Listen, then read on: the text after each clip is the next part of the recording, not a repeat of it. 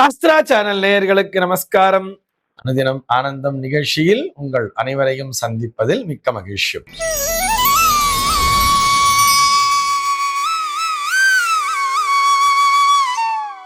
இன்று 26/7/2026 இந்த நாள் குறித்து பஞ்சாங்கம் என்ன சொல்றதுன்னு பார்க்கலாம் வாங்கோ. இன்றைய தினம் பராபவ வருடம் ஆடி மாதம் 10ஆம் தேதி ஞாயிற்றுக்கிழமை. திதி பார்த்தோம்னா வளர்பிறை துவாதசி திதி மதியம் 1:58 வரைக்கும் இருக்கும். அதனைத் தொடர்ந்து வளர்பிறை திரையோதசி திதியானது வந்து விடுகிறது. இன்னைக்கு நட்சத்திரம் பார்த்தோம்னா கேட்டை நட்சத்திரம் காலை 7:32 வரைக்கும் இருக்கு. அதனைத் தொடர்ந்து மூலம் நட்சத்திரம் என்பதும் வந்து விடுகிறது. காலை 7:32 வரை, அதாவது கேட்டை நட்சத்திரம் இருக்கின்ற வரை இந்த நாளானது ஒரு மரண யோகம் கூடிய நாளாக இருக்கிறது. அதனைத் தொடர்ந்து அமிர்த யோகம் என்பதும் வந்து விடுகிறது. இது போக பஞ்சாங்கத்திலே வரக்கூடிய யோகம் அப்படின்னு சொல்லி பார்த்தோம்னா இன்றைக்கு மாகேந்திரம் அப்படிங்கிற ஒரு நாம யோகத்தை கொடுத்திருக்கா. கரணம் பார்த்தோம்னா பாலவம் அப்படிங்கிற ஒரு கரணத்தை கொடுத்திருக்கா. இந்த நாளானது ஒரு கீழ்நோக்கு நாளாக அமைந்திருக்கிறது. இன்னைக்கு என்ன ஸ்பெஷல் அப்படின்னு சொல்லி பார்த்தோம்னா இன்றைய தினம் பஞ்சாங்கத்திலே சாத்துர்மாசிய விரத ஆரம்பம் அப்படிங்கிறத கொடுத்திருப்பா. இது போக இன்றைய தினமானது ஒரு பிரதோஷ நாளாக அமைந்திருக்கிறது. ஆக இன்றைய தினம் மாலை பொழுதில் அருகிலுள்ள சிவாலயத்திற்கு சென்று எம்பெருமானை வழிபடுவதற்கு மறக்காதீர்கள் என்பதற்காக நினைவூட்டுகிறோம். இது போக இன்றைய தினம் ஒரு கரி நாளாகவும் அமைந்திருக்கிறது. கரிநாள்னு சொன்னா சூரியனுடைய தீட்சிண்யம் அதிகமாக இருக்கக்கூடிய நாள். அந்த நாளிலே சுப நிகழ்ச்சிகளை தவிர்ப்பது என்பது நம்முடைய தமிழர்களினுடைய வழக்கத்திலே இருந்து வருகிறது. சென்னையை பொறுத்தவரை இன்றைய தினத்தினுடைய சூரிய உதயம் என்பது காலை 5:56 சூரிய அஸ்தமனம் என்பது மாலை 6:34 சம்பவிக்கிறது. இன்றைய தினத்தினுடைய நல்ல நேரம் அப்படின்னு சொல்லி பார்த்தோம்னா காலை 7 முதல் 8 வரையிலும், மதியம் 2 முதல் 3 வரையிலும் நல்ல நேரமே. சென்னையை பொறுத்தவரை இன்றைய தினத்தினுடைய ராகு காலம் என்பது மாலை 4:59 முதல் 6:34 வரையிலும், யமகண்டம் என்பது மதியம் 12:15 முதல் 1:50 வரையிலும், குளிகை காலம் என்பது மதியம் 3:24 முதல் மாலை 4:59 வரையிலும் சம்பவிக்கிறது. தினாந்தம் பார்த்தோம்னா இன்றைய தினம் இரவு 1:40 கொடுத்திருக்கா. சூலம் பார்த்தோம்னா இன்றைக்கு மேற்கே சூலம் பகல் 10:59 வரையில் இந்த சூல தோஷம் என்பது உண்டு. அதற்குரிய பரிகாரமாக வெள்ளம் தானம் விடுத்து மேற்கு திசையை நோக்கி பயணிக்கலாம் அப்படிங்கிறதையும் சொல்லி இருக்கா. இன்றைய தினத்தினுடைய ஆன்மீக தகவலாக நம்ம என்ன பார்க்க போறோம் சொல்லி பார்த்தோம்னா ஒவ்வொரு ஞாயிற்றுக்கிழமையினாலுமே நம்ம கதை நேரம் அப்படின்னு பார்த்துட்டு வருவோம் இல்லையா. அந்த வரிசையிலே இன்னைக்கு என்ன கதையை பார்க்க போறோம்னு சொல்லி பார்த்தோம்னா எண்ணம் அப்படிங்கிறத நம்முடைய எண்ணமானது வாழ்க்கையிலே நம்ம எப்படி உயர்த்தும் அப்படிங்கிறத இந்த கதையில பார்க்க போறோம். ஒரு ஊர்ல ஒரு வியாபாரி இருந்தான். நம்ம அந்த வியாபாரி அவன் டெய்லி வியாபாரம் பண்ணிட்டே இருக்கான். ஏதோ ஒரு வியாபாரத்தை மாத்தி மாத்தி பண்ணிட்டு இருக்கான். ஆனா அவனால ஒரு லாபம் அப்படிங்கிறதையே பார்க்க முடியல. ஒரு சில நேரம் பார்த்தா தொடர்ந்து நஷ்டமாவே வந்துட்டு இருக்கு. இன்னும் ஒரு சில நேரம் பார்த்தா ஏதோ வர்றது கைக்கும் வாய்க்குமே சரியா இருக்கே தவிர கொஞ்சம் கூட லாபம் இல்லை.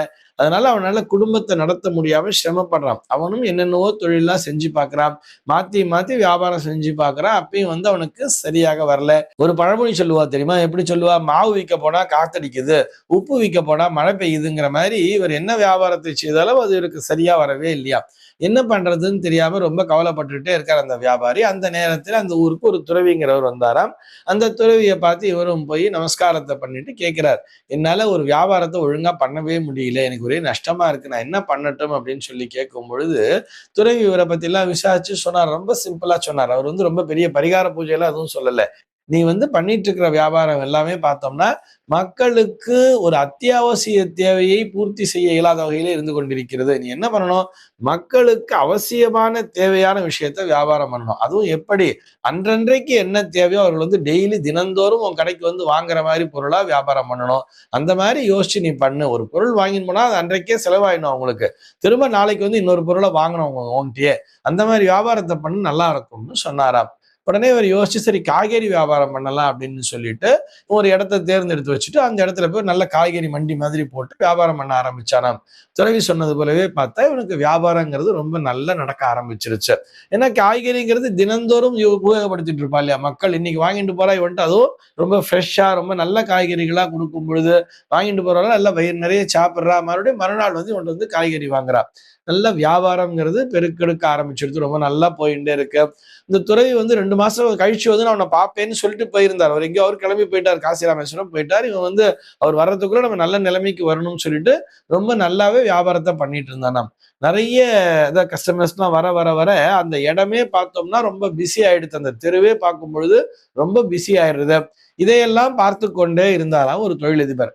ஆகா, இந்த தெரு வந்து அடிக்கடி மக்கள் நடமாட்டம் இருக்கக்கூடிய தெருவாக மாறிவிட்டதேன்னு சொல்லிட்டு எதிர்த்தாப்புலயே ஒரு இடத்த வாங்கி போட்டாராம். இந்த இந்த வியாபாரி வியாபாரம் பண்ணிட்டு இருக்கா இல்லையா, அவனுக்கு எதிர்த்தாப்புல அவர் ஒரு பெரிய இடமா பார்த்து நல்ல காசு இருக்கக்கூடிய மிகப்பெரிய செல்வந்தர், ரொம்ப பெரிய பிசினஸ் மேன். அவர் ரொம்ப பெரிய ஒரு இடத்த வாங்கி போட்டு அந்த இடத்துல ஒரு பில்டிங் கட்ட ஆரம்பிச்சாராம். இவர் எதுக்காக இங்க பில்டிங் கட்டாரு விசாரிக்க போனா இவருக்கு ஷாக் ஆயிடுச்சு இந்த வியாபாரிக்கு. என்னன்னு பார்த்தோம்னா அந்த இடத்துல ஒரு பெரிய ஷாப்பிங் மால் மாதிரி அவர் கட்ட போறாராம். ஷாப்பிங் மால்னு சொன்னா A to Z எல்லாமே அங்கேயே கிடைக்கும். அங்க வந்து பார்த்தோம்னா பலசரக்கு கடை, மளிகை கடையும் அவரே போடுவாரு. நிறைய பர்னிச்சர்ஸ்லாம் எல்லாம் போடுவாரு. கிளாத், துணிமணிகள்லாம் ஒரு ஃப்ளோர்ல வச்சிருப்பாரு. இன்னொரு ஃப்ளோர் பார்த்தோம்னா கீழே கிரவுண்ட் ஃப்ளோர்ல பார்த்தோம்னா வெறும் காய்கறி கடை, பழக்கடைகள்லாம் வச்சு ரொம்ப நீட்டா பெரிய ஷோ கேஸ்ல வச்சு எல்லாம் பெருசா வியாபாரம் பண்ற மாதிரி பெரிய பில்டிங்கா கட்ட ஆரம்பிச்சுட்டாராம். இதை கேட்ட உடனேயே இந்த பில்டிங் தான் கட்டிட்டு இருக்காரு அந்த பிசினஸ்மேன். இதை கேட்ட உடனே இந்த வியாபாரிக்கு தூக்கி வாரி போடுறது. என்னடா நம்ம வாழ்க்கையில இவ்வளவு தூரம் கஷ்டப்பட்டு இந்த துறவியினுடைய பேச்சை கேட்டு இப்பதான் நம்ம வந்து ஒரு வியாபாரத்தை பண்ணி கொஞ்சம் நல்ல விதமா வர ஆரம்பிச்சிட்டோம். நமக்கு போட்டியா எதிர்த்தாப்புல ஒருத்தர் கடை போடுறேங்கிறாரு, அதுவும் ரொம்ப பெரிய பிசினஸ் மேன். அவரை எதிர்த்து நம்மளால கண்டிப்பா பண்ண முடியாது. அவ்வளவு பெரிய ஒரு பில்டிங்கை கட்டி அங்க ஒரு கடையெல்லாம் போட்டு காய்கறி கடை, மளிகை கடை எல்லாத்தையும் அது உள்ளே போட்டாருன்னா எல்லாரும் ஒரே இடத்துல வியாபாரம் பண்ணலாம், அங்கதானே போவாங்க. நம்முடைய வியாபாரம் படுத்து விடுமேன்னு சொல்லிட்டு ஒரே கவலை ஆயிடுச்சு இவருக்கு. நல்லாதான் வியாபாரம் போயிட்டு இருக்கு, இன்னும் இந்த பில்டிங் ஸ்டார்ட் பண்ணிட்டு இருக்காங்க, இப்பதான் பில்டிங் கட்டிட்டு இருக்காங்க. அதுக்குள்ளேயே இவருக்கு பயம்ங்கிறது வந்த உடனே இவருக்கு என்ன ஆறுதுன்னு தெரியாம ஒரு மாதிரி சோகமா உட்காந்துட்டாராம்.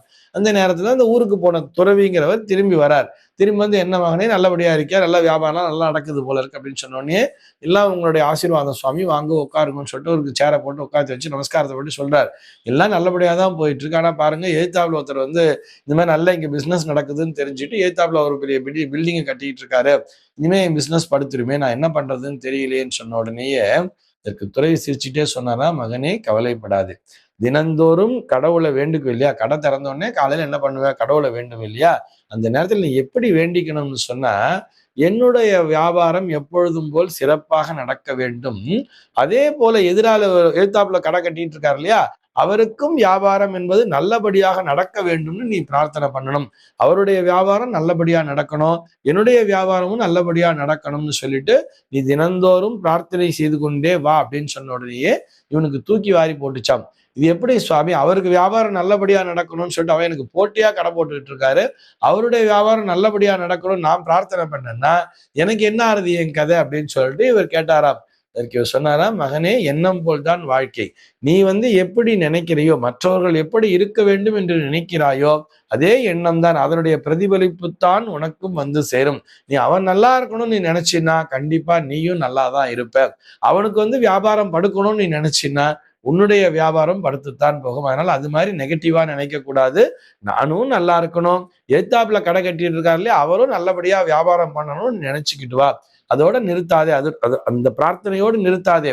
நீ அப்படியே வெளியில போகும்போது வரும்போதெல்லாம் எதிர்த்தாப்புல அந்த பில்டிங் ஓனர் வருவார் இல்லையா, அவரை பார்த்து ஒரு நட்போடு விசாரி, நட்போடு சிரிச்சுக்கோ, நல்லா இருக்கீங்களான்னு கேளு, சாதாரணமா பேசு போதும், ஃப்ரெண்ட்லியா பேசுங்க. வியாபாரத்தை பத்தி நீங்க பேசணுங்கிற அவசியம் இல்லை.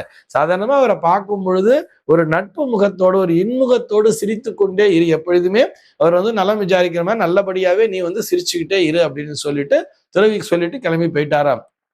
இவனுக்கு வந்து துறவி மேல ரொம்ப பெரிய மதிப்பு இருக்கு இல்லையா, அதனால அவருடைய வார்த்தைகளை இவனும் பின்பற்றினானாம். தினந்தோறும் பிரார்த்தனை பண்ணே வந்தானா, என்னுடைய வியாபாரமும் நல்லா இருக்கணும், எதிரால கடை கட்டுறாரு இல்லையா, அவருடைய வியாபாரமும் நல்லா இருக்கணுங்கிற மாதிரியே அவன் மானசீகமாகவே, பெயரளவுக்கு இல்லாம மானசீகமாகவே பிரார்த்தனை பண்ணிக்கிட்டே வந்தானாம். அதே மாதிரி எதிர்த்தாப்புல அந்த பெரிய அந்த பிசினஸ் மேன் இருக்காருல்ல, அவர் வரும்போது போகும்போது அவர் கார்ல வருவாரு போவாரு. அந்த நேரம்லாம் இவனும் ஃப்ரெண்ட்லியா பார்ப்பான், சிரிப்பான். ஏதாவது வேணுமாங்க ஐயா, காய்கறி ஏதாவது வேணும்னா வாங்கிட்டு போறீங்களா வீட்டுக்குங்கிற மாதிரிலாம் நல்ல விதமா கேட்டு பழகிட்டே இருந்தானாம். இதையெல்லாம் பார்த்து கொண்டிருந்த அந்த செல்வந்தர் என்ன பண்ணாராம், அவருடைய கடை ஓபன் பண்ணும் பொழுது, அவருடைய மிகப்பெரிய அந்த ஷாப்பிங் காம்ப்ளெக்ஸ்ங்கிறது ஓபன் பண்றார் இல்லையா? அப்போ ஓபன் பண்ணும்பொழுது என்ன பண்ணாராம், இந்த எதிர்த்தாப்புல இருக்கக்கூடிய காய்கறிக்காரரை கூப்பிட்டு, என்னுடைய இதுல வந்து நான் கிரவுண்ட் ஃப்ளோர்ல வந்து காய்கறி கடை வைக்கலான்னு இருக்கேன். நீங்களே அதையும் பார்த்துக்குங்களேன். அந்த ஏஜென்சி நான் உங்ககிட்டயே குடுத்துடுறேன் இந்த கான்ட்ராக்ட்ட. நீங்க அத நல்லபடியா நடத்துங்க. உங்க கடையும் நீங்க பார்த்துக்குங்க. அந்த கடையும் நீங்களே பார்த்துக்குங்க. என்னுடைய இடம் இருக்கு. அதுல நீங்க கடைய வச்சுக்குங்க அப்படிங்கிற மாதிரி சொன்னாராம். இத கேட்ட உடனே இந்த வியாபாரிக்கு ரொம்ப சந்தோஷம் ஆயிடுச்சாம். இவருடைய கடையிலயும் வியாபாரம் நல்லபடியா போயிட்டு இருக்குது.